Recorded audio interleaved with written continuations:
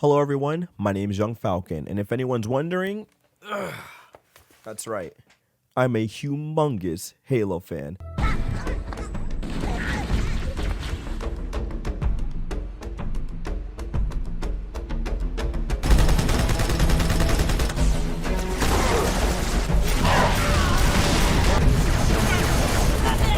Consider that a standing order.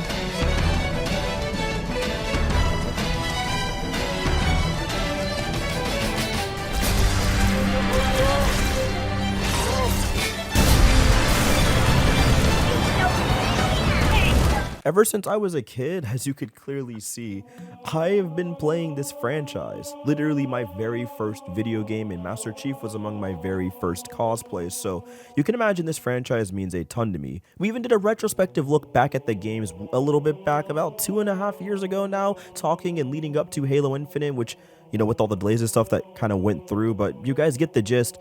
This franchise means a ton to me. So when 343 finally came around and dropped that campaign earlier this week, and then on top of that, a multiplayer mode the month prior, I was getting really amped for Halo Infinite, and dare I say, started putting a little more faith into 343 after their numerous amount of blunders with 4 and 5, at least in my personal opinion. So it begs the question, is Halo MP really good? Is Halo Infinite's campaign living up to the potential of the Halo franchise? Or is it just another 343 experience waiting to be thrown to the wayside? All of this and more will be answered in my analysis, kicking it off with the campaign. Our story begins with Master Chief fighting many members of the Banished and the leader Atriox on the UNSC Infinity. Unfortunately, during this battle, he straight up loses and gets thrown into an airlock left to the cold grips of space. Some time passes as we're shown with the Marine on a Pelican, and he sees Chief floating out there and decides to pick him up, revive him essentially, and tell him a little bit about the situation and what's going on. We learn that the Banished have basically all but taken over, the UNSC is essentially dismantled, and we don't know where to go next. Unfortunately for him, he wants to go home, but Chief doesn't roll like that, so he picks up the nearest Magnum pistol, jumps out into the cold grips of space yet again, lands back on the UNSC Infinity destroyed, and gets to work trying to find out where the Banished exactly are and what he can do to put a stop to them. Off the bat, I gotta say, the presentation is through the roof. I really love the in-engine cutscenes, and all the dialogue exchanges felt very natural to me, especially when it comes to Chief. The whole spacewalk section was just gorgeous. It really solidified the new direction 343 was taking, and the way he handles his Marines with such care and the Banished with such ferocity, it went a long way to show the game was going to do a lot more showing and a lot less telling like previous 343 Halo entries. The early missions of Halo Infinite just know what Halo is about and definitely give me a nostalgic feeling, harkening back to Halo Combat Evolved with the numerous audio logs you can pick up found scattered across the world, and when you listen to them you get a little bit of nuggets of lore upon what's happening and how UNSC got to the point they're at, or how the Banished rose in power the way they did. All of it is truly 10 out of 10 story building and world building stuff that I definitely enjoyed, and I was already eager to keep running through the campaign, discovering more. So after I completed those first 2 missions and I saw that expansive open world open before my very eyes and I take over a outpost to kick things off, I knew I was in for a special time. That being said, we will not be spoiling Infinite Story in any capacity during this review, mainly because it's on Game Pass and there's numerous amount of cheap and accessible ways to play this game, and number 2, personally I don't think you guys would get the full effect, and I want to save a story analysis for a later date, with the inevitable campaign updates and whatnot. That being said, however, I am going to give you guys the quick thoughts, and I gotta be honest, it is very, very good. I was thoroughly impressed with how well they handled Master Chief's mental and his psyche during the whole events with Cortana and whatnot, and the way they handle and deconstruct that. It was very fun to go through. I like the side characters you interact with. I even love all the little marine dialogue and audio logs that you find throughout the world. And yes, with the villains, despite them being a bit on the generic side, the Banished that is, I ended up really respecting them because of the way they handle their honor and the way they do things. It actually made them a bit endearing to take on, especially with all the bounties and stuff scattered throughout the open world. What I'm saying is, all the story elements of the game, from the UNSC falling to the Banished rising, feel like they definitely have a place in the open world. So the stuff you hear in the audio logs and the way the main story flows and progresses feels like it diegetically interacts with what you're doing in the moment-to-moment gameplay, and that's something that takes a lot of work and effort to make me feel good for throughout an open world, which I think the 343 devs and Infinite pulls off spectacularly. So 343 knocked it out the park with the plot, which is the first for them in my opinion. What about that gameplay? And I gotta say, yeah, it's absolutely incredible. Whoever was the mad lad who decided to unlock the grappling hook out the gate definitely deserves a raise. The way you are allowed to utilize it with the environment is just too much fun. Of course, you can grapple from high places and play with the verticality of Zeta, Halo, and whatnot, but on top of that, you're allowed to pull power cores and whatnot towards you and throw them at enemies, causing for huge explosions, and they all are different functions too. Some are plasma that leave damage over time, some are straight explosive, and one is this haze light that can just straight up vaporize your enemies. Utilizing all these in your environment with the grappling hook is just a ton of fun, and you find numerous upgrades to it that can make it a straight up beast, letting you electrocute enemies and hold them in place for backstabs, and even causing a little shockwave depending on how far you upgrade it.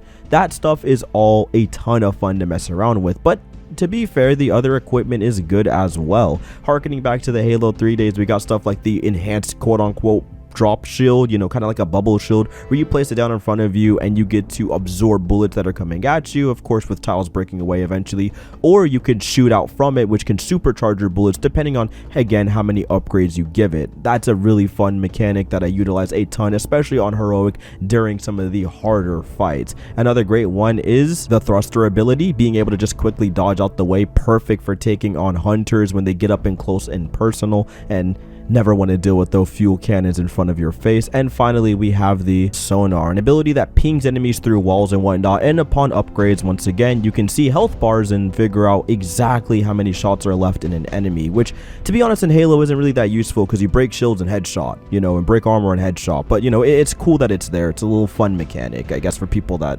can't click heads. The hardest part about the equipment is remembering to switch off the grappling hook because it's so much fun to use. The amount of crazy vertical things that I've climbed to find skulls and whatnot on top of things with just the grappling hook is truly outstanding, and the devs put this in there because of players like me that are just gonna have a field day with it. Of course, remembering to switch off of that stuff during harder fights is absolutely a necessity on harder difficulties like Heroic and Legendary, because trust me, you're gonna need that drop shield upgrade during certain sections to really lay on the hurt on certain foes. Equipment just feels really good to use, and taking on all the various strongholds never really got boring or tired for me. All the FOB bases, the bounties and whatnot, yes, it was a bit on the tedious side, but I love the combat loop so much I didn't really mind it too much, and the unlocks you gain throughout the game truly make you feel like you're rebuilding up the UNSC and getting some new swag for Master Chief to style on his enemies with. This naturally leads us to our hot button topic of Infinite's campaign, the open world. Now, as a Bungie Halo fan, Halo Combat Evolved in particular being among my favorite campaigns,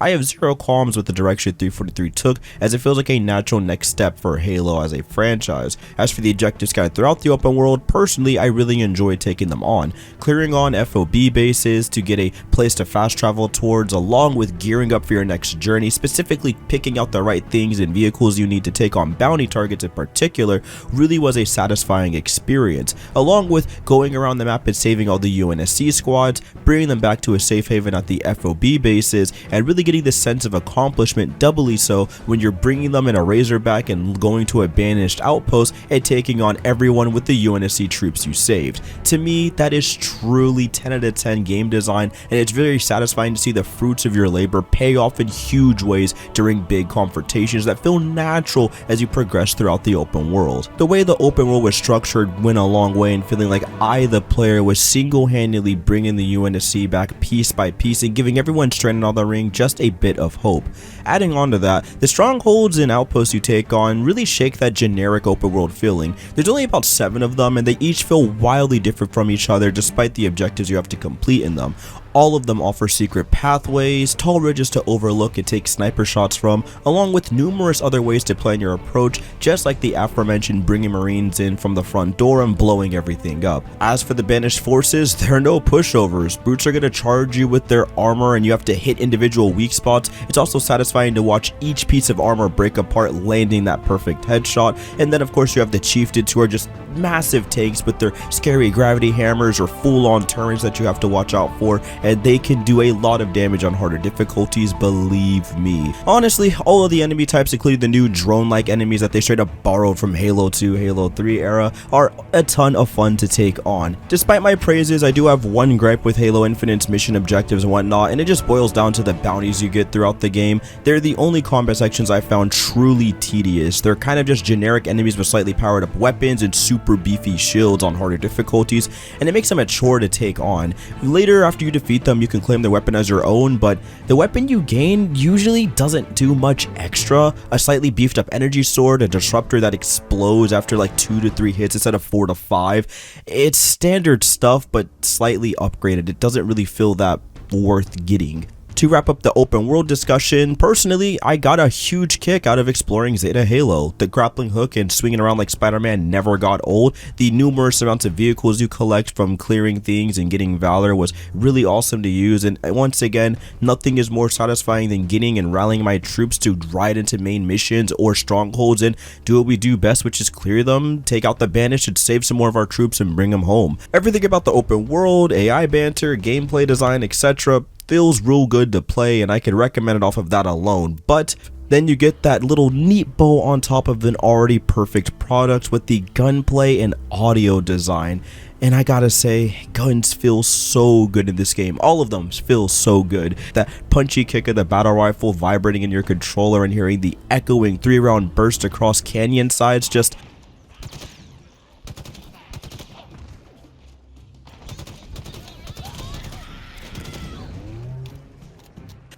perfection. As you can tell, every gun has this kinetic punch to it, and the 1-2 combo of firing your weapon, running out of ammo, and scrambling for either a melee kill or throwing some grenades makes it truly feel like I'm doing all the classic Halo shenanigans that we all love the franchise for. And don't you think I forgot about that OST? It's got a mixture of classic Halo tracks we've all come to love while bringing something slightly new yet familiar in terms of flavor with the composers Curtis Schweitzer, Joel Korolets, and Gareth Cooker. These guys did a phenomenal job capturing the sound and essence of Halo, especially during those Forerunner segments. They got that mysterious whimsy but a kind of haunting feel to it, which is like perfect for the Forerunner locations, and the piano and violin combos that play during the harder emotional beats between the weapon and Master Chief just really hit the nail on the head. It's perfect. 343 knocked it out of the park and really brought Halo back to form while taking a giant step forward for the franchise, and personally is in my top favorite Halo campaigns now, which is no easy task. It is very hard to top the Bungie originals, but in my opinion, Infinite definitely has a lot of potential, and the game that we got here was truly outstanding work from everyone on the team. Okay, so enough gushing about the campaign. Let's talk about the multiplayer, which is where a majority of my complaints lie. Firstly, the pros, gunplay and movement, and most importantly the map design is very impressive and well done. It feels good to land headshots, the announcer gassing you up when you get medals is nice, and it's a structurally sound game minus some strange ping issues. But it's so bare bones. With no forge mode at launch, something I 100% understand yet really miss, and the lack of content in terms of substantial unlocks, I have been really let down with the multiplayer grind experience minus the ranked mode, which has its own slew of issues. issues. To be blunt, the battle pass sucks. Half of it feels like XP bonuses or challenge swaps, mainly because the weekly challenge objectives are handled so poorly, and the RNG to complete simple tasks basically all but requires a challenge swap. Like, for example, let's just say you get one that's like, hey, you have to get 2 stockpile match wins or get up to 10 double kills in Fiesta during the event they had, and I'm like, some of this stuff is just unfair, man. Like, one, you have to hope you get queued into a stockpile match, then you have to hope you can win it. That's 2 big things that are really annoying right there. And then after, say, you even complete the match and win, or complete the match and lose or whatnot, you're not rewarded for your time at all. You barely get any XP from half these things, which is probably why they want the XP bonus to kick in. You can pop off, go dummy hard in either a ranked match, an online quick play match, or a BTB, and you'll get absolutely nothing for it because you didn't complete an objective and or buy the battle pass for XP bonuses. I don't like that. Also, it's gotta be said, the lack of cool multiplayer unlocks despite me collecting all 39 lockers in the campaign is definitely disappointing. I don't get why I get all this armor coating and can't even use it on everything. Like, it's only locked for certain vehicles or certain weapon camos or certain Spartan camos, and it's like, I just don't like that. Just let me use the colors on everything like previous Halos. It's just a really weird arbitrary mechanic, and once again, you're the only shooter on the market doing stuff like this. Overall, multiplayer is just a bit too bare bones at the moment for me personally as a casual fun experience, at least for long periods of time. It's fun to hop in for a match or two, but I'm gonna need some more maps, some more fan-made modes and whatnot to make it more than just a fun free-to-play distraction and more of a serious free-to-play game to play. Hopefully when Forge drops, they'll fix all of that stuff. Now finally, we have ranked, and I'm not gonna hold you, this was one of the most infuriating experiences I've ever had in any FPS ranked. You know, rage quitters galore, check. Barely any elo gain off of lengthy strongholds and oddball matches, absolutely. Enemy spawning right on top of your team, or your team spawning right on top of the enemy, you love to see it. There are so many things that add up and ultimately create a experience I found less and less rewarding as I carried on throughout my Onyx grind. But I did it. I hit Onyx, and honestly, what kept me going was the community, the people in there, despite whether they were modding at their friends in a Discord call or really trying to step their game up and communicate to get the dub. I found nothing but pure hard fighting Spartans on my way to the top. There were definitely some suspect people online, but throughout my no joke 50+ hour journey, I never ran into anyone who was blatantly racist or homophobic during ranked play, and honestly, I think that means a lot. It shows that the community's definitely grown up, and yeah, I can always just be nice that gamers aren't out here throwing things around just for the sake of throwing things around. And also on the brighter side, the maps you go on are pretty fun to play. Like, there's so many multi-level routes you can take, and it's always fun kind of fighting for different power items. My favorite spawn is easily rocket launcher on street. It is just a pure test of who's got the best aim or who wants to go for a big flank and stop them before they grab rocket launcher or whatnot. Like, there's a lot of strategies you can pull off on each map, even with low level team communication. Like, that's the best part. Oh, and the ping system is very good. Nice job on 343 putting that in the game day one. Like, if this game didn't have a ping system, I definitely would not be in Onyx by now, so congrats on them doing that. Well, that's gonna about do it, guys. Halo Infinite personally is an incredible time. The campaign is definitely a 9 to 10 out of 10 IMO, but the multiplayer does leave a lot to be desired. However, I know they're just getting it out the door, and they're gonna throw Forge mode in just like they did with Halo 5, and then everything will be bolstered by the time Forge comes out and fans are creating their own maps and game modes and whatnot to keep us coming back for more. That's all well and good, but I hope we don't stop here. I am expecting a firefight mode. Please, I really want firefight with how fun it is to take on enemies and whatnot in this game. That mode is sorely missing. Oh, and of course, please keep it coming with campaign updates. I think that would be a great way. I love this engine. I love the game so much that I don't want them to do a full new sequel like Call of Duty and Battlefield and whatnot, because I feel like the bones are in place for this to be a really well-made live service as long as they keep listening to feedback and keep doing things. They just announced that they're putting in SWAT and other Slayer playlists and whatnot, so they already listened to some of my criticisms as this video is going up, which is truly incredible. So that's gonna about do it for me. Thank you all so much for watching the Halo Infinite review. As you can tell, I loved this game a lot, and you'll definitely be seeing it again on the channel during my Game of the Year discussion. With that all out of the way, I'm Young Falcon signing out. Wish you all the best. Please take care of yourselves, and of course, have a good one. Bye.